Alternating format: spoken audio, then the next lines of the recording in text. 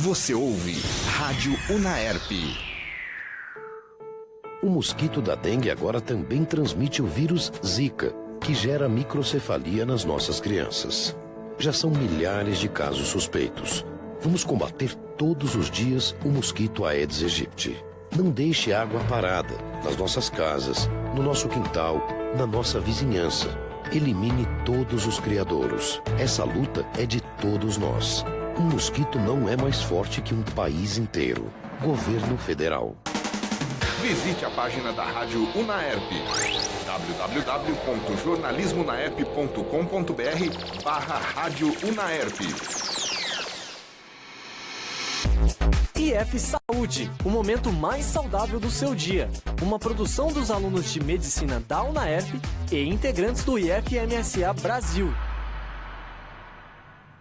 Boa tarde. Hoje nós da IFMSA, Camila e Ricardo, vamos entrevistar a professora doutora Ana Karina Bartmann, formada em medicina pela Universidade do Estado do Rio de Janeiro, UERJ, estágio nos hospitais de Brigham and Women's Hospital, Mount Auburn Hospital e Beth Israel Hospital de Harvard, residência em ginecologia e obstetrícia no Instituto Fernandes Figueira, da Fundação Oswaldo Cruz, título de especialista em ginecologia e obstetrícia, título de especialista em videolaparoscopia, mestrado em ginecologia na Faculdade de Medicina de Ribeirão Preto, da Universidade de São Paulo, USP, articulista do jornal Gazeta de Ribeirão Preto de julho de 2004 a julho de 2008, comentarista da Rádio CBN desde julho de 2007 até julho de 2009, fellowship na área de reprodução humana no Hospital Antoine Becler, da Universidade de Paris, doutorado pela Universidade Estadual de Campinas, Unicamp,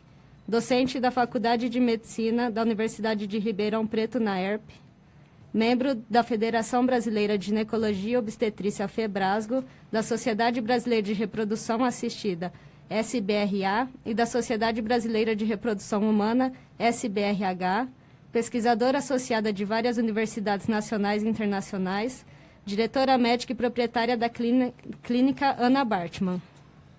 Aqui vai a primeira pergunta. Doutora, conte-nos, por favor, a respeito do seu intercâmbio nos Estados Unidos, as experiências. Então, Ricardo, a experiência nos Estados Unidos foi, assim, por minha própria vontade. Infelizmente, eu acho que vocês vivem isso também, né? O nosso país não tem muito estímulo para que a gente possa realmente fazer estágios fora do Brasil.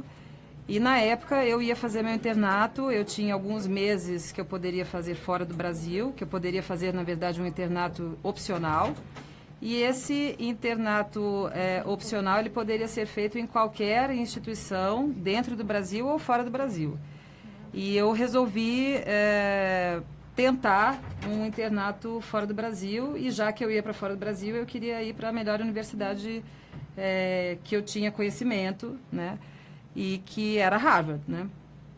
Quando eu decidi fazer isso, eu pensei assim, nossa, mas acho que as pessoas vão achar que eu sou meio pedante, né? Que eu estou querendo ir logo para Harvard, né? Mas eu pensei, olha, eu acho que já que eu vou investir, né, tempo, dinheiro e tudo mais, eu vou tentar ir para as cabeças, eu vou para o que há de melhor. E aí resolvi me inscrever e tive que fazer uma prova, tive que fazer prova de línguas, né? Não só de inglês, eu tive que fazer prova de outras línguas também. Contou muito ser do Brasil, né? Porque eles, quando decidiram pela vaga, né? Havia uma vaga com bolsa, eu não poderia pagar a mensalidade, né? E essa vaga com bolsa ficou entre uma outra menina, né? Que era da Alemanha, e eu. Né? E o fato de eu ser brasileira, de um país subdesenvolvido, então, acreditem se quiser, isso é um critério que eles utilizam, né? O fato de eu ser brasileira me fez ter vantagem em relação a outra pessoa, né? Então, eu fui. E foi difícil, porque realmente, só depois que eu já tinha a aprovação e tudo mais, é que a UERJ, né, onde eu me formei, realmente resolveu me dar apoio, né? E com a coisa já pronta, eles então me deram um apoio financeiro, né? Eles pagaram a minha passagem de ida e volta e me deram um apoio financeiro também para ficar lá, né? Mas assim, muito muito pequeno, assim, eu realmente precisei organizar com a minha família, enfim. Então, o que eu queria dizer para vocês que querem ter essa experiência fora, é que primeiro vocês precisam ter coragem para ter a experiência fora, né? Porque se vocês não tiverem coragem de enfrentar uma prova, mesmo que seja um concurso muito concorrido, vocês não farão, né? Então, assim, que só vai a Roma quem tem boca, né? E a segunda coisa é procurar todos os meios, né, que existem, porque existem, né, eles existem, só a gente que não sabe, para realizar esse sonho de vocês, né? Ok, então a senhora disse pra gente que foi, a princípio, por uma vontade própria que a senhora teve, e posteriormente, como já estava tudo encaminhado, teve ajuda da UERJ, né? Isso. E teve alguma instituição a mais que a senhora procurou? Como é que a senhora ficou sabendo dessas possibilidades? Na época não existia IFMSA, não. Não havia federação internacional nenhuma de estudantes, isso foi depois, né? Depois que eu já estava realmente algum tempo na faculdade, que isso foi uma coisa... A Federação Internacional de Estudantes de Medicina é uma coisa que, na minha época de estudante, era muito incipiente. Então, havia muito essa vontade de sair do Brasil, mas não havia muito ainda recurso e não havia muita estruturação das coisas, né? Então, não tive apoio na época de nenhuma instituição, a não ser a vontade própria mesmo, né? E ajuda dos familiares, né? Infelizmente, acaba sendo algum familiar que te dá o apoio, né? Uhum. E conte-nos, então, um pouquinho sobre os pontos positivos e os negativos dessa viagem. Então, positivo, primeiro que eu tinha uma ideia muito ruim do Brasil, achava que o Brasil estava muito atrás. Nós estamos muito atrás em vários aspectos tecnológicos, mas nós somos médicos muito bons. Então, não se depreciem, né? Não fiquem achando que os médicos brasileiros não são bons, porque são. Eu tive uma experiência muito ruim no sentido de perceber que a medicina é pouco acolhedora nos Estados Unidos, né? Eles tratam os pacientes de uma forma muito sistemática, então tem uma frieza muito, muito grande, né? E na época que eu fui fazer o internato fora, eu tinha a expectativa de ir para os Estados Unidos, de fazer minha residência nos Estados Unidos. E essa experiência foi muito interessante porque eu desisti. Então, me valeu muito no sentido de eu quero fazer medicina de ponta, de tecnologia e tudo mais, mas eu não quero fazer nesses moldes, né? E talvez por isso, depois, quando eu fui fazer meu fellow, eu tenha escolhido outro país, né? Nada contra os Estados Unidos, acho que eles, realmente o país é maravilhoso. Eu tenho grandes amigos dessa época, que eu até tenho contato ainda. Aprendi muito, acho que foi uma experiência de vida, não só na parte médica. Aprendi a também engolir um pouco algumas coisas, né? A gente fica bem humilde quando a gente vai para fora do país, né? Mas eu percebi que também não é a medicina industrial que eu quero fazer, né? Eu dormia muito, muito pouco e atendia uma quantidade grande de pacientes sem nenhum acolhimento, né? E eu quero fazer acolhimento. Então, eu acho que o que difere um médico do outro não é o conhecimento técnico. O conhecimento técnico é importante, ninguém está dizendo que não é, né? Mas além do conhecimento técnico, também um acolhimento e uma humanidade, né? Um humanismo no sentido de tratar o paciente como um semelhante, como uma pessoa, como você gostaria de ser tratado, né? Se você tivesse nesse papel dele, né? E isso eu aprendi aqui no Brasil. Eu acho que nós, no sentido de acolhimento, nós somos imbatíveis, sabe? Melhores do que os americanos e que os franceses também. Então, agora a pauta vai ser Paris, né? Porque a senhora também fez um intercâmbio em Paris. Então, eu peço, por favor, para que conte um pouquinho a respeito dessa experiência. Para Paris foi ainda mais difícil, porque para Paris havia, na época, um problema grave, que, primeiro, da minha idade, que as pessoas achavam que eu poderia imigrar, que eu poderia ir para fora do Brasil e ficar de vez na Europa. Então, havia uma dificuldade muito grande de conseguir visto, né? E realmente foi complicado, mesmo com todas as cartas do hospital dizendo que ia me receber e tudo mais. O tempo todo foi difícil conseguir uma coisa oficial, né, de permanência, um visto de permanência mesmo, né. Então isso foi bem complicado, né. Eu acho que a Europa na época vivia um momento de fechamento, acho que agora até mais, né. Acho que ir para a Europa não está fácil, aliás, para os Estados Unidos também não está fácil, né. Mas, na época, já havia essa dificuldade. Eles achavam que, pelo fato de eu estar no início da minha vida como profissional, eu talvez pudesse querer ficar para sempre na França, né? A França tem uma dificuldade de médicos, eles têm poucos médicos, eles gostariam de ter mais médicos, né? Então, há uma falta crônica de médicos. Mas, ao mesmo tempo, eles não querem médicos de fora, né? Então, é difícil a situação.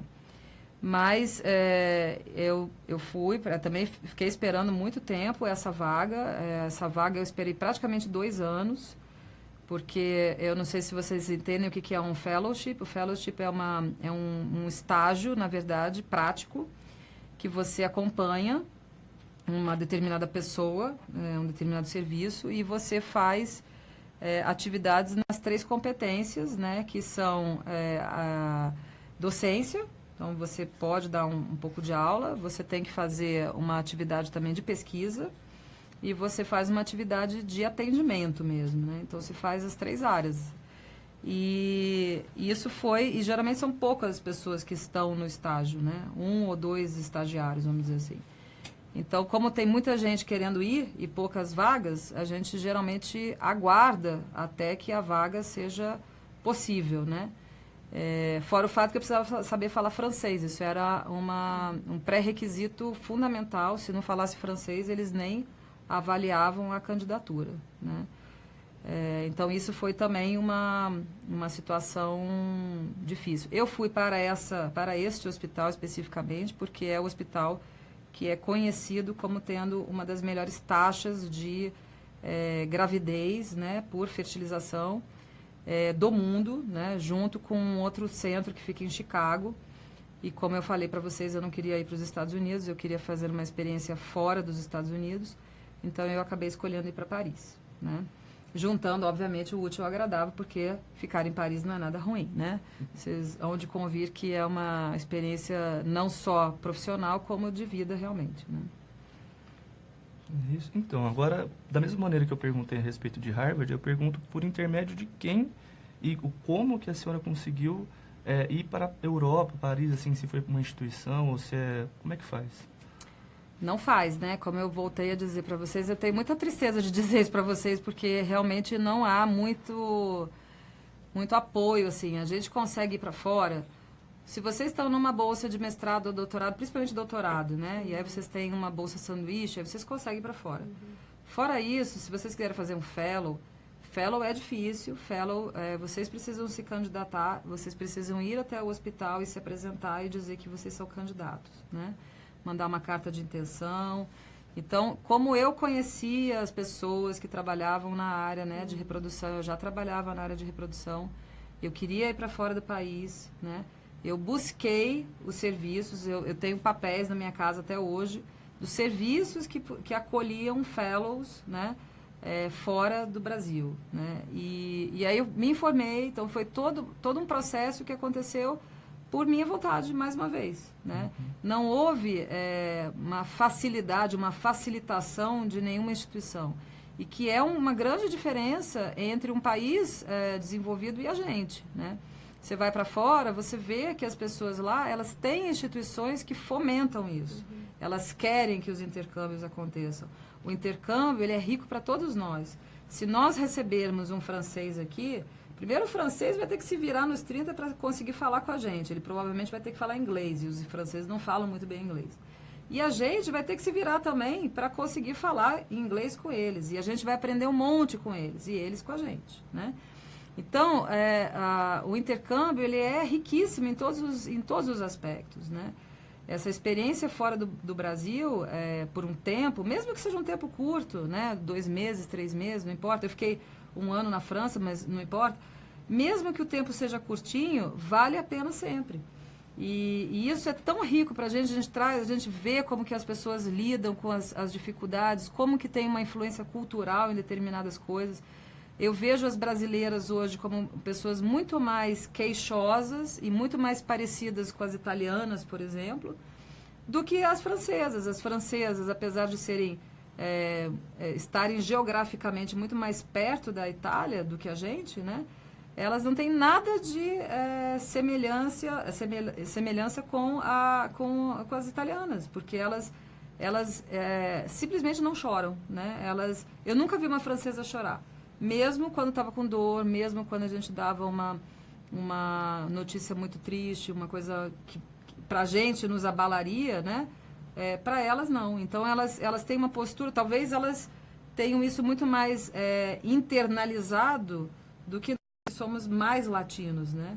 Então, essas diferenças culturais, que também eu acho que são ricas para a gente ver como que... Porque, às vezes, você vai sentir isso indo para a França e pensando, poxa, mas os franceses me tratam mal. Mas os franceses não te tratam mal. Não é pessoal com você, eles são assim.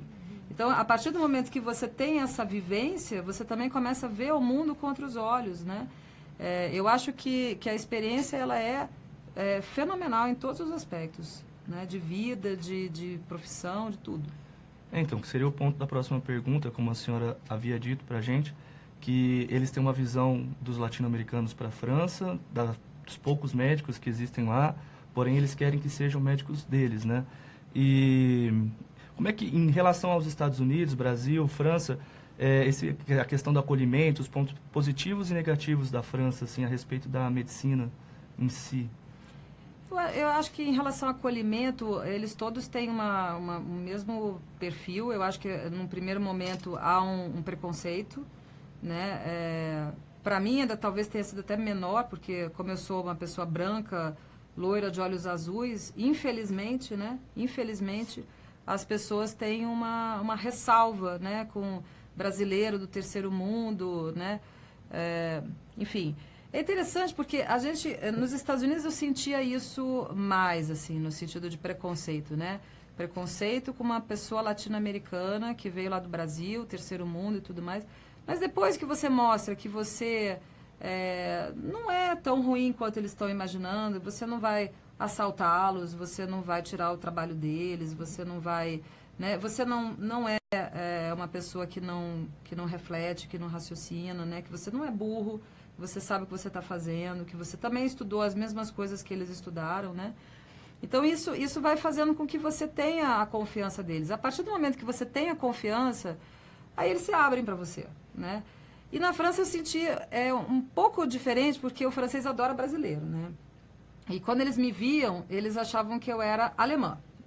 Até porque o meu sobrenome é um sobrenome alemão, né? E aí eles não gostam dos alemães. Então, foi uma coisa interessante, porque quando eu dizia que eu era brasileira, eles davam um sorriso, né? Então, veja como é interessante essa coisa. Como o francês adora o brasileiro, a partir do momento que eu dizia que era brasileira, então eles se abriam para mim, né? E o mais interessante foi que no começo eu não tinha praticamente pacientes, né, lá no nosso ambulatório, porque ninguém queria ser consultado pela estrangeira, né? Mas depois, no final, quando eu estava indo embora, havia uma fila de espera, porque todas queriam ser consultadas pela brasileira, não era estrangeira, era brasileira, né? Ninguém sabia o meu nome, mas eu era a brasileira, né? E elas fizeram um abaixo-assinado para eu não ir embora, né? Porque elas queriam que eu continuasse. Então, é uma questão só de tempo, né? Não vou dizer que não tenha problemas, existem problemas gravíssimos, né? Eu acho que realmente eles são muito diferentes da gente, tanto os americanos quanto os franceses, né?